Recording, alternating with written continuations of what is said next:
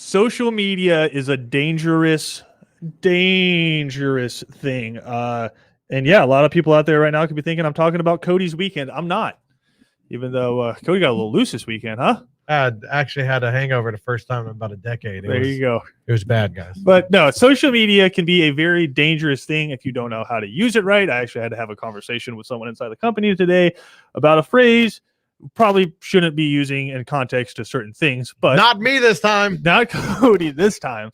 But again, social media is a dangerous thing, and that came out this weekend involving one Cam Newton and a 7-on-7 tournament. Now, if you don't know what 7-on-7 is, it initially started as just a way for high school football teams to get their quarterbacks and skill guys some work against linebackers and DBs.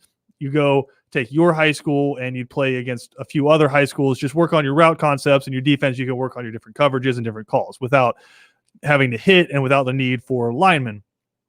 What it's evolved into is, I guess, another sport unto itself. Oh, right? yeah. Oh, yeah. Like it's getting almost as big, I'd say, at least in the South, as AAU basketball in terms of the amount of kids signed up for it. It's a pay-to-play kind of a thing. You pay the team, you get your uniform, and you go to different tournaments around the country. And Cam Newton has started his own team where he gets some of the best talent from around the South to come and be a part of his 7-on-7 teams. A lot of recruits that go on to play very high-level college football on his teams. He also puts on tournaments. And these aren't usually affiliated with the high schools the kids play at, right? These are private coaches get the kids together and different age groups, right, at these different tournaments. So Cam Newton was hosting one of these 7-on-7 tournaments this weekend, and he got into a verbal sparring match with one of the kids playing. And I will emphasize that point. One of the kids that were playing from another team, it wasn't one of Cam Newton's team, it was a team that had been invited, got into a verbal sparring match with one of the kids. I think Cody has an audio. So I want to listen to this first, and then we can discuss it, because I think this is being blown severely out of proportions on both sides of it, right? And this is why I say social media is a dangerous thing. You lose context of stuff, right? So let's go ahead and play the audio real quick, and then we'll talk about it. You're a free agent. You're a free agent. You're a free agent. You about to be poor. I'm rich. You about to be poor. I'm rich. You about to be poor. I'm rich. You're a free agent. I'm rich. You're a free agent. I'm rich. He's a free agent. Where's your daddy? Let me talk to your dad. Let me talk to your dad. Where's your dad? You're a free agent. Where's your dad? You're a free agent. You're a free agent. Where's your pop? All right. So again, you hear a kid telling Cam Newton he's bleep, which he's butt, he's whatever you want to call it. He's not good, is basically what the kid was yelling at him. And then he's saying, you're a free agent. Cam Newton sort of hits back at it. I'm rich. And they're going back and forth, right? It's funny. If I had money, I'd say that every time to anybody. Yeah. I'm rich. I'm rich. Oh, it's like, Cody, you're old. I'm rich. Cody, you got a belly. I'm rich. Yeah, It doesn't matter. I'm rich, right? And this is why I think context is hugely important. If you were on the sideline of a high school football game and you heard a player talking to an official like that, administrator or coach like that, you'd be like, all right, this is a pretty big deal. You shouldn't be doing that on the sideline. If you have ever been to a 7-on-7 tournament before, that is the mildest thing I have ever heard come out of folks' mouth at a 7-on-7 tournament. I mean, it's trash talk. It's nothing but that. And not just from the kids, from some of the grown folks on the sideline. So number one, I think this is being blown way out of proportion. Can you say the kid swearing at Cam Newton probably shouldn't do that? Fine. Cam Newton's an adult. You don't want a kid swearing at Cam Newton. Fine. I'm here for that. But to force this, again, child to come out and make a lengthy apology, I thought was terrible. I'm not putting any of this on Cam Newton. This is all came from social media and people calling this kid out, saying he has to have greater respect, saying he shouldn't be saying things like that. I think it was a 16, 17-year-old who got caught up in the hype of a moment, got caught up in the culture of what 7-on-7 is, which is just it. There is some high-level football being played, but there's also a ton of trash talk inside of it, right? It's just he got caught up in the environment and people saying, well, you have to put the respect on Cam Newton because of what he's done. Cam Newton to me and Cody isn't the same Cam Newton to Cam Urshery here, right? Cam Newton to me and Cody is a vastly different Cam Newton to a 16-year-old kid, right? Cody, Cam Newton to us is Heisman winner, NFL MVP, more rushing touchdowns than anyone else and any other quarterback in NFL history, right? That's who he is to us because we watched all that. That kid was 6 years old when Cam Newton won the Heisman Trophy. Cam Newton, to him, is a quarterback who was hurt a lot in Carolina, became a free agent, signed with New England, maybe played half the season, is now a free agent again, and he came to his tournament to play against his teams that have his name on the front of them, and they talk trash back and forth. Like, Cam, I think this is being blown completely out of proportion. It's a little bit out of proportion. He's been doing these 7-on-7 camps for years, since I was in high school. So he's been doing it for a while. And it's a certain level of respect. I get the trash talking, but swearing, cursing, stuff like that. That's all right. He said ass. I know we're gonna beat around the bush. Yeah, but that's not on the SEC's Big Seven. That's true. Yeah. But you gotta have a certain level of respect. It's still Cam Newton. I mean, Heisman Trophy winner, MVP. He's one game from a Super Bowl, and making a comment he's a free agent. That's not an insult. He could go get some more money playing in the NFL, but it's regular trash talk. It was kind of blown out of proportion, but still a certain level of respect. Well, there's always going to be a little bit of animosity between age and youth, right? Because that kid has his entire future in front of him, and that's what his thought is. He's like, yeah, Cam Newton, you're all that, whatever. I still have my entire future in front of him. If he's as confident thinking he's going to go play big-time college football, hopefully make it to the NFL, right? Like, that's the kid's thought process there. And again, you're surrounded by your boys. You're playing against players that have this dude's name across their chest. Like, I think the kid just got hyped up, and he came out and apologized. I think we have other audio, Cody, from Cam Newton talking to the kid. And again, I'm not coming at Cam Newton at all on this. I think this has been blown out of proportion, not by Cam Newton, not by the kid, but by the fact that it was recorded on video, and then everyone got on their soapbox on social media. Cam Newton, this is another video from that same day, him talking to the kid afterward. Please don't be one-dimensional. Like you said something to me, then I go, I'm really trying to talk to you. I'm not trying to crack no jokes. I'm just really trying to ask a simple question. It's your fault why everybody's looking, but I'm really just trying to ask a question. But you never said what you did. You said you're gonna see. At the end of the day, right? No, coach, it's no disrespect. No, I get it. I get that. I get that. But I'm a grown man. Right? This is the coach. I'm not the leader. Coach, we squashed it. No, I was literally, I love that. I love that. You know what I'm saying? Like, I'm trying to break the monotony. Yeah. I'm just trying to talk to him. You think I'm trying to put him to really talk? I'm focusing on this. I'll get my Thank you, sir. right? Congratulations.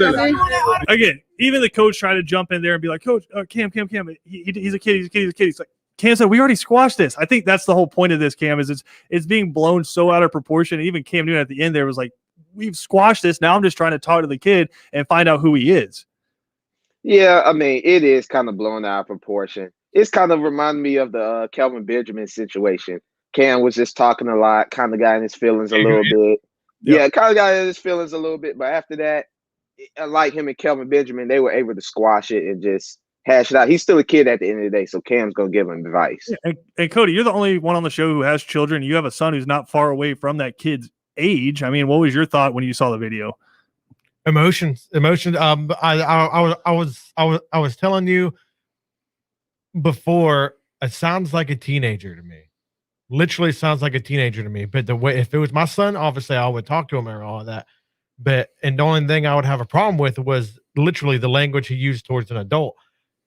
You're gonna talk smack in a football game. You're gonna get in it, especially whenever it's the other coach on the other team, and you're trying to you're supposed to kiss his butt the whole time or something like that. And who knows what it was said before? So he was just pretty much, I'm the bigger dog, you know what I mean? Whenever it comes to be a teenager or even young men, just ooh, you get like, hey man, I'm the bigger dog, and that's what it seemed like it was. And again, to me, I think maybe the language is the one thing where you can be like, that's the only thing I look, it doesn't matter how old the person is you're talking to, you don't need to use language like that. That's fine. But the free agent comment I thought was funny, right? Like, as Cam said, I mean, when you really break it down, you're a free agent in NFL, so you can get signed and make millions of dollars. So I mean, it's fine. But I love how we change our scope on things when it fits our argument, it fits our narrative, right? Everyone's pumping up the Cam Newton stats, they're pumping up the Cam Newton handing the ball off. And again, I'm not coming at Cam Newton on this at all. Cam Newton is one of my favorite players in the NFL, period. I think he Of had all time. I think he had the single best college football season ever, right? I love Cam Newton, but we change our narratives around it. And the same people who drag Cam Newton will now use this to prove their point about a kid is they'll be like, how's he going to talk bleep about Cam Newton, a guy who's handing the ball to kids in the stands, right? A guy who's one of the greatest NFL players ever at the quarterback position, an MVP, more rushing touchdowns than any other quarterback ever, was a few plays away from winning the Super Bowl, took the Carolina Panthers back to the Super Bowl. We change our narrative on stuff like that. Cam Newton's the same guy these kids have watched for years, dancing in people's faces after he scores a touchdown, right? Wesley Woodyard wanted to fight him after Cam Newton scored a touchdown because Cam Newton was dancing in his face. The Carolina Panthers in their Super Bowl run in 2015, before the game was over, were up so big on teams that they had the starters out and they were taking team photos on the sideline while the game was still going on. So if you want to talk about having to respect people, they've watched Cam Newton do this forever. And again, what Cam Newton did in these NFL games is light compared to what happened in these 7-on-7 tournaments. So I hate people using this as a chance to get on their soapbox and drag a 16-year-old kid and say the doors are being shut for him. He just closed a lot of opportunities. That's the biggest load of crap. If the kid's good at football, he's going to get a scholarship. If he's somewhere. a 4-star, he's going somewhere. If he's a 5-star, even if he's a 3-star, he's going somewhere. You think if Johnny 5-star does something and he says he's disrespectful to Cam Newton in a tournament and it goes on video, that Alabama's going to be like, well, we can't have him here. Or are they going to go, no, he's coming here and he made a regrettable decision in the past. You'll see him on Saturdays kicking your teams behind. Cam, again, I've said it 5 times. I think it's been blown out of proportion. I don't think any doors have been shut for this kid. I feel terrible for him because it's got 50 million views on Twitter, and it's just because who he was talking bleep to, right? If it's any other tournament director, anything like that, this never even makes it on the internet. But because it was Cam Newton, this kid had to come out to apologize. Again, not Cam Newton's fault whatsoever. Nah, I mean, it's neither one of them faults. At the end of the day, they're talking junk. That's football in general. You don't know what Cam could have said before the video was recorded. He could have called him trash or something like that. If that causes you to recoil while you're watching your phone, if that hurts your sensibilities, I would invite you to come stand on the sideline during just a regular high school football game, because that ain't nothing. Have a kid just miss an assignment on a play or have a kid jump off sides into certain things. You'll hear worse things come from a coach, right? I invite you to stand on a sideline and hear a wide receiver and a DB go back and forth with each other during a game. Baby. You hear worse things, Cam, on NFL films. Yeah, you do. Yeah, you hear a lot of trash talk on the sidelines. He could have blown an assignment. He could have got burnt the play before that, and Cam called him trash or something. We don't know. So I'm not going to take it like too out of proportion, other than just a certain level of respect, and that's it. And again, I think Cam Newton with the best comeback of all time. I'm rich. Told you, man. I'd use that anytime. How do you come back from that? I'll tell you how we come back. We'll come back from a break. We got more to come here on Second Down. Big show coming up on 3 and Out today. The guys are going to catch up with Brooks Austin, talk about some of the Georgia draft prospects, potentially 2-3 guys taken in the first round for Georgia this year. Also going to catch up with the main man, Ben Ingram from the Braves Radio Network. Spring training getting started all across Major League Baseball today. And then in the final hour, we'll catch up with former Georgia tight end Orson Charles, also a former NFL tight end, just retired from the NFL. We're going to discuss with him what it's like getting ready for the NFL draft and just the difference this year with no combine, what that's going to be like for these players getting ready to hopefully be drafted. All that coming up on 3 and Out, but we'll be right back here on Second Down.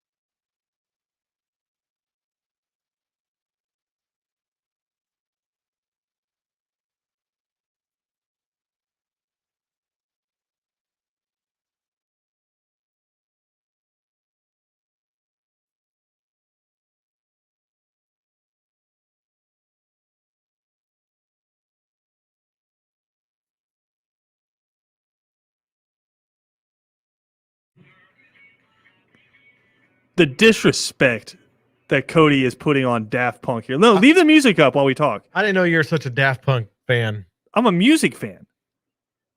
I mean, there's literally a song that we've played on here before called Daft Punk is Playing at My House. And that's by another band, Cody. Another band felt the need to write a song that said, this band is so good that they're playing at my house, right? Daft Punk, right?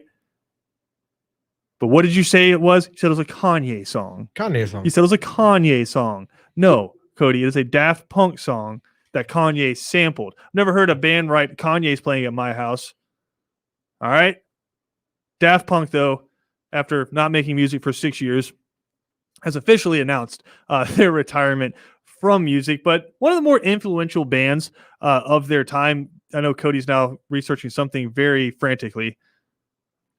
Are you trying to? Were you really going on the internet trying to say that was a Kanye song? No, I am seeing when they were, because the 20-something years they were together. I think like early 90s into the 2000s. I know they're in the 90s. Yeah, Let's into the see. 2000s, because they did the song with Pharrell, and they've done some other music, like some other songs, like some other collaborations, but really just known in the EDM kind of techno house music. 97, yeah. Yeah, house music kind of era. So I mean, Daft Punk. That's like a funk house. Yeah. Type of stuff what you would call. I do like house music. Yeah, but just put some respect on their name. Cam, what's your favorite Daft Punk song? I don't have one. There you go. With loving all the respect for Daft Punk today on the day that they announced their retirement. About as respectful as a kid at a Cam Newton 7-on-7 tournament. Dadgummit. Dadgummit. He said. Dadgummit. But no, we have some more disrespectful audio. Matt Miller was on Get Up this morning, and this has been kind of the corner that he's hopped into where he's going to just be like, Trevor Lawrence isn't that good, right? There's a few other folks that find the corners that no one else is in. When everyone agrees on something, you can gain notoriety for yourself by being different, having a differing opinion. Like everyone says Michael Jordan's the GOAT. You say, well, LeBron's up there, or as Jim Johnson used to really carve out a corner for himself, he'd say it was Kareem was the best basketball player ever. But you got to find your corner where you can come out with your strong opinions. Matt Miller has been very much on the train that Trevor Lawrence is overrated, might not even be the best quarterback in this class, because all of the other 99% of us are saying he's the locked-in guaranteed number one best quarterback, best prospect in this class. This is what Matt Miller had to say on Get Up this morning. The more you talk to evaluators around the NFL, they'll tell you that, hey, let's pump the brakes on this Trevor Lawrence kid a little bit, because while he has been anointed for the past 3 years as the future and savior of football, Zach Wilson, a lot like Joe Burrow last year, really had that ascension in his final year. Things clicked for him. You saw the numbers, the 33 touchdowns while cutting down on his turnovers. And the thing you hear from people around the NFL is this name, Patrick Mahomes, a player who can work off platform, who can drift from the offensive line, that has the arm strength to make up some of those things. And for Zach Wilson, people look at Kyler Murray, they look at Patrick Mahomes, they look at Aaron Rodgers and say, this is where the NFL is going. It's no longer the 6'6" drop back quarterback. The consensus is still Trevor Lawrence. And it's hard, though, for people to buck this trend of there's a lot of groupthink. There was groupthink when Mitchell Trubisky was the first quarterback drafted. Everyone in the NFL told you that's the guy. Everyone thought that. All right. First of all, get the hell out of here comparing Zach Wilson to Joe Burrow. Number one, in any context whatsoever, except to say they played quarterback in college. Get the hell out of here. Number one. Besides, they played quarterback. That's in college. it. That's where the comparison stops. Maybe they'll be first-round draft picks together. That's fine. But comparing those two guys, Joe Burrow, who arguably had the best Heisman season ever, went undefeated, won the national championship, beat 7 top 10 teams on his way to doing it, set the record for efficiency, set the touchdown record for a single season in the SEC. The hell out of here. Zach Wilson lost in his one big game to Coastal Carolina, to a freshman quarterback. All right? Just let's leave Joe Burrow out of this. You can say Zach Wilson's a really good quarterback, but let's leave Joe Burrow out of this. All right? Zach Wilson's very good. He's not as good as Joe Burrow. And No. I just think people are trying to find something to talk about right now. And Matt Miller, again, he was on Get Up this morning because of this take. And he's all of his stuff, he does a really excellent job, NFL draft scout. But let's just he said pump the brakes. Let's pump the brakes on comparing Zach Wilson to Joe Burrow. His year this year was nothing compared to the historic year Joe Burrow had a couple years ago, right? Nowhere near there. But before we dive too much into this conversation, I want to play the Ryan Clark audio from Get Up This Morning as well, because Ryan Clark was on the same segment as Matt Miller and pretty much agrees with them that Trevor Lawrence is a little overrated and that Zach Wilson actually excites him more in this draft.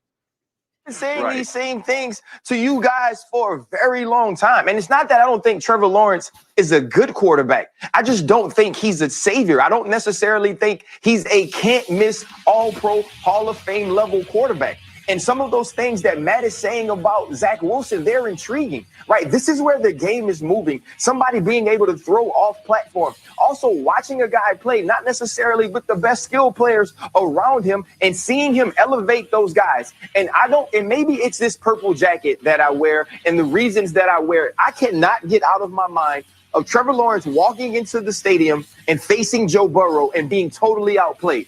And then I can't get out of my mind the next year doing the same thing against Justin Fields. When you are a generational talent, when you are a can't miss prospect, when you're playing with people that are like you, it shows.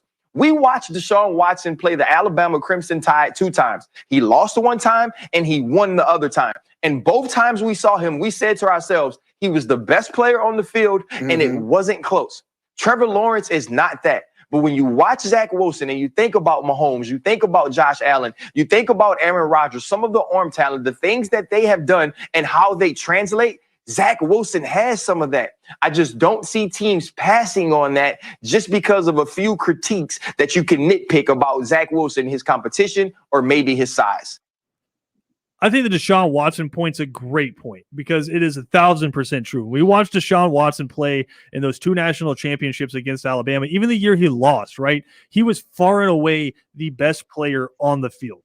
I mean, Kevin says it. He walked off the field with the lead in that national championship. And then the very next year against a freshman Jalen Hurts, but still an excellent Alabama team, he has the walk-off touchdown throw to Hunter Renfrow to win the national championship. Deshaun Watson was unbelievable in college, and obviously it's panned out in the NFL, even though folks didn't necessarily want to admit it heading into the draft. He's turned into one of the top 5 quarterbacks in the NFL and is now probably going to command the biggest trade in the history of the NFL for a quarterback. So I think the point about Deshaun Watson's fair, but at the same time, let's look historically at how good Clemson was, right? When Clemson won the national championship with Trevor Lawrence as a freshman, they had arguably the greatest defensive line ever. Christian Wilkins, Dexter Lawrence, Farrell was on that defensive line as well. Again, arguably the best collection of talent across a college defensive line ever. And then the next year, they still had Travis Etienne, and you go back and you play in the national championship, and you get housed by Joe Burrow, but a team that had, 15 draft picks on it that coming year and more. A guy who's going to go potentially top 5 and Jamar Chase was playing receiver. So Trevor Lawrence ran into a freight train in that LSU team that nobody was going to beat that season. 2 in Alabama couldn't beat him, right? Like nobody was going to beat that LSU team that year. And then this past year, I said it since the beginning of the year, I didn't think Clemson was very good. I think they had just lost too much the previous couple years. Eventually losing Isaiah Simmons and losing Christian Wilkins, losing T. Higgins is going to hurt, right? They lost guys across the offensive front. They were playing a ton of freshmen across the defensive front. And all he did was lead them back to the college football playoff, another ACC championship, the 5th ACC championship in a row. And Justin Fields played out of his mind. They were completely outmatched against Ohio State. But I don't think that's Trevor Lawrence's fault in that game. Trevor Lawrence lost twice as a starter in college football. Twice in 3 years. Once in the national championship game and once in the semifinals. That's pretty damn good. I know people say, well, what about Notre Dame? He didn't play in that game. He was out, COVID protocol, right? He didn't play in that game. So I hear the argument, and I hear people saying maybe he's not as good as we think he is. Cody, I watched this dude play for 3 years, 6'6", has a cannon for an arm, and I think led some otherwise okay receivers and turned them excellent. Like he had to go this entire season without Justin Ross, who was his best receiver. Hopefully he can come back and play, but I thought he led a pretty undermanned Clemson team. That's a very relative term. They weren't as good as they were in the past, but I thought Trevor Lawrence was far and away the best player in college football this year, outside of Devonta Smith. Has he ever not led them to the college football playoffs? No, they've won 5 ACC championships in a row. Look at that. Yeah. Look at that. That alone. Well, people would argue that the ACC is weak, and I'd agree with them. Well, in the highlights of big games, has he done well? Yes, absolutely. Yeah, and Cam, I don't think it's fair to say that. Look, he went up against Justin Fields and lost this past year. Well, he went up against Justin Fields the year before and beat him. Smoked him, right? No, that was close. Justin Fields threw a pick as the game ended. Oh, really yeah, close. that's right. Yeah. Yeah, I mean, he beat him, but this year he threw 400 yards. What more do you want him to do? And he had a 68 completion rate. They lost 49-28, but his defense gave up 49 points. That's not his fault. He can't overcome a bad defense. Playing corner in that game. Thank you. Yep. Yeah, exactly. I might as well just say and get some attention. Mac Jones is going number 1 overall because I might as well just say that now, get the attention because I don't see this Zach Wilson going over Trevor Lawrence. I don't see how he's ahead of Justin Fields. I don't see how he's ahead of Trey Lance. Trey Lance I take just competition came for 150 yards last night and passed for 150 yards. Yeah. Trey Lance is a better quarterback than I think Zach Wilson people is. argue it's FCS versus playing in the big games like that. And that's what I thought made Joe Burrow's season so incredible was Joe Burrow did that and he had 7 top 10 wins. The SEC, he played in the SEC West. SEC, ACC doesn't matter. You have 7 top 10 wins. I mean, he beat Texas that year, came through, beat all the top 10 teams in the SEC, and then you go on and you play in the college football playoff and you beat Clemson. So it's just he had, and you put up how many points against Oklahoma in the first half? 42 points against Oklahoma in the first half, I think, that year. Something absurd. I think he had 6 touchdown passes in the first half against Oklahoma in that 63 total points. Yeah. Let's see. Oh my gosh. 21 points in the first quarter, 28 points in the second quarter. So it's 49 points. Oof. In the first half against Oklahoma. So yeah, let's not compare folks to Joe Burrow lightly. Let's not just throw that out there. A guy who never played in the college football semifinals. Again, in the one big time matchup he had, they lost to granted a very good Coastal Carolina team, but you want to talk about head-to-head matchups for quarterbacks, and you say Trevor Lawrence has lost the last 2 against Justin Fields and against Joe Burrow. All right, well, your boy Zach Wilson in his one really big time matchup this year lost to Grayson McCall, who's a true freshman. Yeah. So like we got to go back and forth with those arguments a little bit. I look at Trevor Lawrence and I know we need something to talk about, but I mean, we do our mock drafts on 3 and out. And I'm saying like, we're starting after the first pick. We're starting with pick number 2 because everyone knows it's Trevor Lawrence. And if you want to be like, well, be careful because we anointed him like we anointed Mitch Trubisky. Again, not a fair comp. Nowhere the near. hell did Mitch Trubisky ever win in college? Was he fast? Sure. Was he big? Yeah. Did he have a big arm? Great. He never played anywhere near at the stature, at the level of a Trevor Lawrence. So, I mean, I get where Ryan Clark's coming from a little bit, where Deshaun Watson constantly was showing that he was the best player on the field. I think 95% of Trevor Lawrence's games, he was showing he was the best player on the field. And I would also counter with when Deshaun Watson beat Alabama, he was playing against freshman Jalen Hurts. And when he lost to Alabama, he lost to Jake Coker. Well, like 95% sure is selling insurance now. Take another away from Jake Coker. He won a national championship as a college quarterback. It's an infinite amount more national championships than I've ever won as a college quarterback. But he wasn't playing Joe Burrow and Justin Fields in those games. So we throw these takes out there and we try to hop in the corner that nobody else is in. But let's take a look at it from the other side of this argument. I think Trevor Lawrence is pretty damn good. And to me, he's clearly the number 1 quarterback in this class. We got more to come here on Second Down. If you miss any portion of the show, check it out on Spotify. We have it on Apple Podcast as well, SoundCloud. Then, of course, you can watch all the shows on any of our social medias, also YouTube as well. We got more to come here on Second Down after this.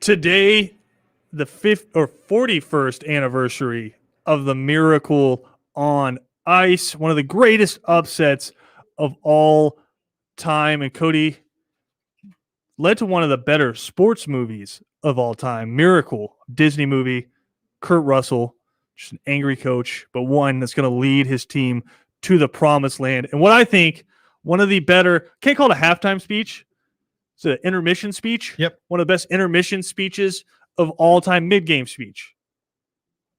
In-game speech? No, because the game's not happening. Mid-game speech? No, it's not really, because you got 3 periods, so it's not really a mid. There's not really any mid. One of the best Midway sports speeches of all time from Kurt Russell in this game. Cody, let's just all take a minute and relive the glory of Kurt Russell's intermission speech. Great moments are born from great opportunity. And that's what you have here tonight, boys. That's what you've earned here tonight.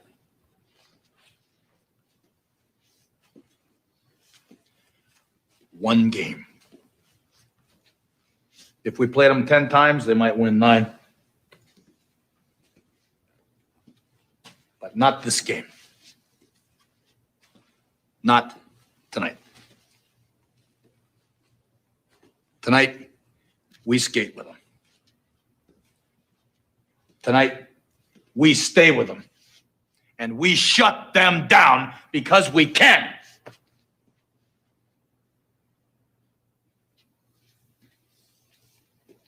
Tonight, we are the greatest hockey team in the world.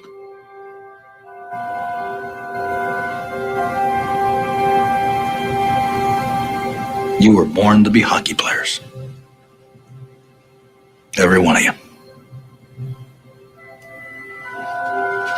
And you were meant to be here tonight.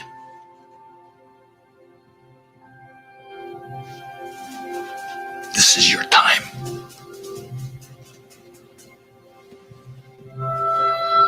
Their time is done. It's over. I'm sick and tired of hearing about what a great hockey team the Soviets have. Screw them. This is your time. Now go out there and take it.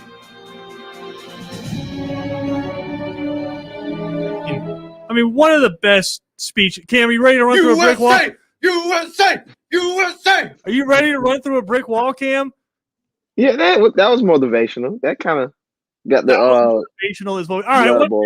What's your best movie motivational speech ever? movie motivational speech. I mean, to me, it always comes back to Friday Night Lights. That speech right there is the reason why I fought 2 wars. Before I walked into the recruiting office, I listened to that and I signed up. That's what I did. I don't think that's true. That's not true, but I would love to have that story. I don't think that's true. But to me, it's probably Friday Night Lights. I know Kevin always says any given Sunday, the inches speech, you got to claw for that inch, right? It's a gain of inches. But to me, it's Billy Bob Thornton. Friday Night Lights has always been the best halftime speech. So I want you to look in your brother's eyes. I want you to look into Boobie Miles' eyes. Because forever's about to happen on that field right now. Like that. High school is the purest form of football ever. Yep. That's the reason why you didn't it's believe so me. good. You didn't believe me about that until we started covering these games. Not until I went down Southeast Georgia football. Boy, Yeah. It's different down here. It's different down here. Yeah, but I mean, to me, it's Billy Bob Thornton, Friday Night Lights, halftime of the state championship. But Cam, what is it to you? It may be some of the scenes of Coach Carter. I think I can go with that. I mean, think I can Samuel go L. with Jackson's that. hard to argue with. Ooh. Huh? I said Samuel L. Jackson's hard to argue with. Yeah, love Sam Jack. That's hard to argue with. That Well, really that's the is. thing. You just think about football movies, and then you go into the basketball, and then you start going into Sam Jacks. Like, dude, that's Is Sam Jackson no nickname for Samuel yes, L. it Jackson? is. That's I play golf with him on the Oh, do weekends you? Okay. on like Sea Island. You guys so. shoot those chase commercials together? Yes, we Okay. do. I'm actually the guy shooting the commercials. You know, you can do anything on an iPhone these days. All right. Well, so some pretty weak takes there for the best. I mean, he didn't even give me like an example of a speech. He just said, something from Coach Carter. It's like, I mean, something from Remember the Titans. It's just something from one of those. All right. So stronger takes. Was that the greatest sports upset ever? Or can you give me something that beats that? Oh, no, the replacements whenever they get into the playoffs, man. That's an upset. That's an upset, baby. That's not a real movie. Falco, come on, dude. Best upset ever right there. Or whenever the Mud Dogs go to the freaking Bourbon Bowl, that's an upset. Y'all They remember the didn't time win a Bobby game Boucher- before that. Y'all remember the time Bobby Boucher came back at halftime and the Mud Dogs won the Bourbon Bowl? That's Yeah. the biggest upset. That's the biggest upset. I mean, arguably a really good halftime speech where they're all just sharing stories about Bobby Boucher. But True. But are you Do talking you- about do you like have like a- motivational sports do you have speeches? like a real sports upset that you want to give me instead of two movies about fictional teams? real sports upset from a movie? No, like the Miracle on Ice isn't a fictional movie. That happened in real life in the Olympics. Oh, you're talking about greatest upsets. Oh man, you're gonna Literally have what to, I asked. You're gonna have to. Ooh, you're gonna have to dig in there. It might be the Giants versus the undefeated Patriots. That was one of my favorite, especially big. me being my age and everything, and watching that happen when nobody else in the world thought it was going to happen besides Giants fans. That was probably one of the most shocking things to happen. Was definitely that one for me. That's fair. Cam, you got one? What was your most shocking upset? The Patriots undefeated losing to the wild card Giants. Yeah, 9-7 Giants, I believe. Okay, my upset, it'll probably be Golden State blowing a 3-1. I knew you were going to say that one. Yeah, Oh, that's a that- good one. That was the craziest thing I ever seen in my life. It's a serious upset, but I'll take that. That's pretty amazing. Boise State over Oklahoma comes to mind immediately. I mean, just like the pageantry around that game in the Fiesta Bowl, and then some of the amazing players are in that game. I mean, Adrian Peterson was playing running back for Oklahoma in that game, but Ian Johnson carrying the ball in on the Statue of Liberty to win the game, and then like immediately proposing to his girlfriend, like was unbelievable. And then before that, like preceding that, was the hook and ladder play to score the touchdown. So I mean, that game immediately comes to mind. App State, Michigan, if we're just sticking college football, immediately comes to mind. FCS team taking down a top 10 FBS college football team before App State made the jump to FBS. Georgia Southern going down and beating the Gators in the Swamp, even though that was a pretty atrocious Gators team. I will say that I've said it before. I think Georgia Southern might have had more NFL talent just on their team than Florida did, with some of the running backs that you saw and some of the linemen that Georgia Southern had. Florida was just kind of terrible that year. But I mean, some truly outstanding upsets. But I do think when you're talking about pageantry, maybe Georgetown losing. I don't know. I think it is the Miracle on Ice, because it was a bunch of college students playing against a professional team that didn't lose whatsoever. And then just sort of the hype surrounding it, how bad the American team was, getting their butts whooped a few times, but then coming together, becoming national heroes, Salt Lake City. I think it's the Miracle on Ice. Yeah, that's good. If you want to do another hockey one, I wouldn't say an actual game, but whenever Mario 28-3, people chiming in with 28-3. That's not an upset. That's a comeback. They're different things. I would go with the inaugural season for the Knights whenever they weren't given a chance the whole season, went to the Stanley Cup, beat the Kings. Kings were one of the best teams the Kings have ever had. Whenever the Knights went to the Stanley Cup, whenever they had an old goalie, Lafleur, who was about to retire, had his best season ever, one of the best seasons a goalie's ever had. That inaugural season for the Knights and them continually to be good for a hockey standpoint, that was amazing. That blew everybody away. But if you go in their game, obviously it'd be the Miracle. And we do have some fans chiming in on Twitter. The Jets over the Colts in Super Bowl III. How could we forget? Come on, man. As I mentioned, Nova over Georgetown in 1985. Fun fact about that, our good friend Coach Broadnax at Savannah State, a member of that Georgetown team. Sorry, Coach Broadnax. Also, Buster Douglas over Mike Tyson in 1990. That's a great boxing one. That's up there as well. But I still think U.S. over the Soviets in hockey. I mean, hockey, not a traditionally American sport there, but hey, it doesn't matter what the sport is, Cody. Throw that American flag on there. I'm interested. Never been into curling, but you make it an Olympic sport, I'm on there, and I'm just blow by blow, play by play interested in it. We got more to come here. Final segment of Second Down coming up next.